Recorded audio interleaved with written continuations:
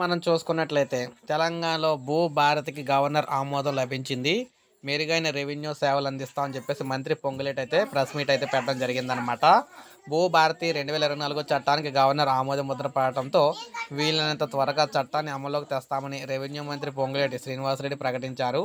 Governor ఆమోదించిన భూభారతి చట్టం bill కాపీని సచివాలయంలో రెవెన్యూ శాఖ ముఖ్య కార్యదర్శి నవీన్ మిత్తల్ మంత్రి పొంగులేటికి అందజేశారు. ప్రజలకు మెరుగైన రెవెన్యూ సేవలు అందిస్తామని మంత్రి అయితే చెప్పారు. చారిత్రాత్మక భూభారతి చట్టాన్ని గవర్నర్ జిష్ణుదేవ్ వర్మ ఆమోదించడంతో వీలైనంత త్వరగా ఆ చట్టాన్ని అమల్లోకి తీసుకొస్తామని చెప్పారు. తెలంగాణ ప్రజానీకానికి మెరుగైన సమగ్రమైన రెవెన్యూ సేవలను సత్వరమే అందించాలన్న ఆశయంతో భూభారతి చట్టాన్ని తీసుకొచ్చామని తెలిపారు. రాష్ట్రంలో భూ సమస్యలకు శాశ్వత పరిష్కారం చూపేలా ఈ చట్టాన్ని రూపొందించామని చెప్పారు. ఇందులో పాలు పంచుకున్న ప్రతి ఒక్కరికి కూడా మంత్రి కృతజ్ఞతలు తెలిపారు. ప్రజలందరి అభిప్రాయాలను క్రోడీకరించి సామాన్యుల సంక్షేమమే ధ్యేయంగా భూభారతి చట్టాన్ని తీసుకొచ్చినట్లయితే చెప్పారనమాట.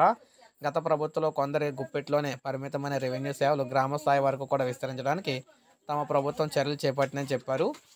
గ్రామాల్లో రెవెన్యూ సేవలు అందించేందుకు ప్రతి రెవెన్యూ గ్రామానికి ఒక రెవెన్యూ అధికారి నియమించబోతున్నామని చెప్పడం అయితే జరిగిందనమాట.